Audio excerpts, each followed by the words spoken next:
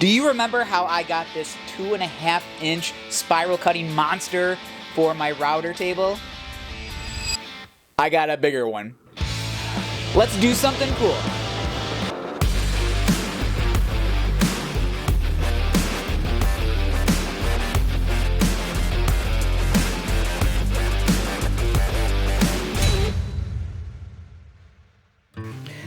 No, obviously, I did not get this for my router table.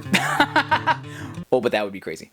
But several months ago, I did a video on FindBuyTool's 2.5-inch flush trim spiral cutting bit. Amazing cutter, by the way. If you want to see that video, check it out. There's a link right here. And one of you commented on that video and said that you actually have the spiral cutter head for your DeWalt 735 thickness planer. And you said that you loved it, and I was like, they've got one for a thickness planer? I actually have the DeWalt DW733, and I looked it up on FindBuyTool's website, and sure enough, they have a cutter head for the 733 as well. I actually have my thickness planer on this nice little roll-around cart, and it's tucked away in this corner, so when I need it, I can pull it out real quick. When I'm not using it anymore, I can just tuck it right back in, and it's nice and out of the way.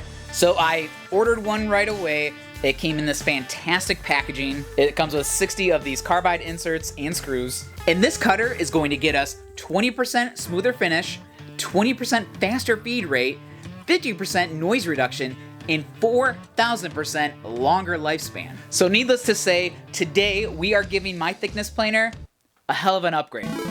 Now, one thing that I think that is worth noting, when you are installing these carbide inserts, you'll notice that they're numbered on all 4 corners. Make sure that you install them with the same number facing the same corner, because you actually have 4 sides of wear on each carbide insert. So when one side wears, you just simply spin it 90 degrees and you got fresh, brand new blades. And obviously, make sure they're seated correctly before you tighten down. It can be very easy to seat them the wrong way. So now that we have all of our inserts installed, now let's go ahead and install this bad boy. This thing is getting really heavy in my arm sitting here running my dialogue. Now, before we install this cutter head, I guess I should tell you what the problem that I'm having with this thing is. Even with a sharp blade in here, even when I am just shaving off like a 32nd of an inch off of my material, it just really struggles. Now, of course, at this point, now my blade, not only is it dull, but it has this really bad nick in it. So I get this awful line in all of my pieces now that I have to either sand off or plane down with a hand plane. And I get the worst snipe. And another thing that I am very anxious to be done with is changing the knives on this thing is a pain in the butt. Getting at them is easy enough, but once you have replaced the knives, you're supposed to be able to take these plastic gauges right here and use them to align the blade height just right. But I've never found these gauges to be a foolproof way to set the height on these knives, and they're not very accurate. And also, they fall apart on you.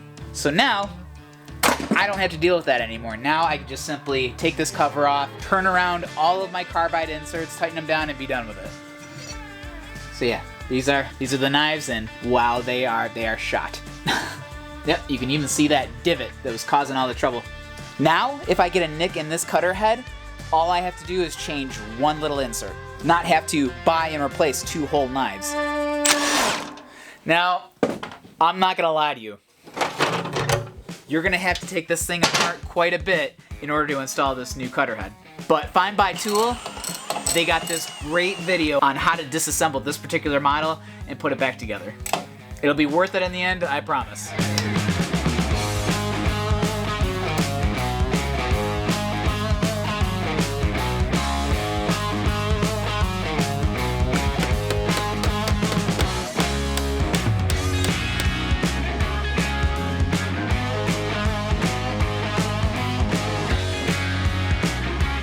Well, this is irrelevant now.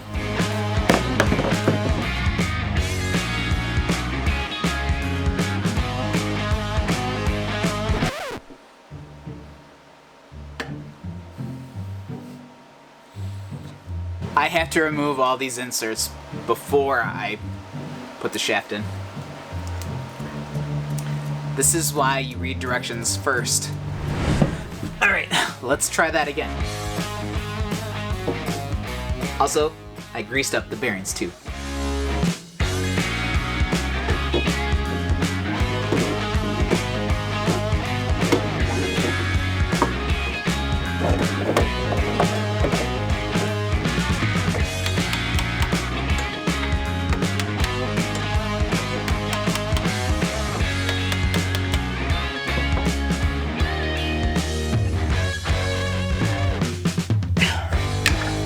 Alright, time to put this bad boy back together. I did take the opportunity though, while this is all apart, to clean everything up really well, spray moving parts down with WD-40, and grease up all the threads with an all-purpose grease.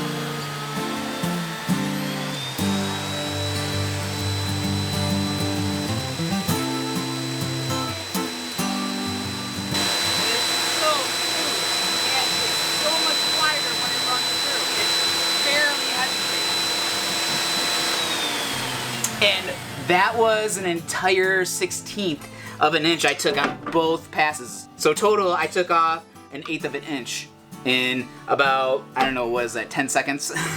With the old blade, I would only take like a 32nd of an inch at most. And look, no more snipe. And you know, this model actually has some pretty good dust collection when you actually hook up the dust collection.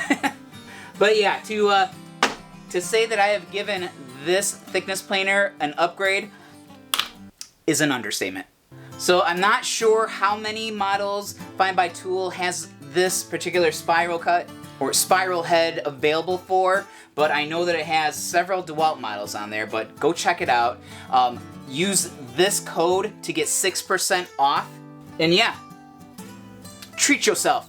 Treat yourself. Treat yourself. Treat yourself. Treat yourself. Go to FindBuyTool and upgrade your thickness planer, or they actually have upgrades for several other machines too. And of course, if you have any questions about this in the comments, please feel free to comment, and I will see you in the next video.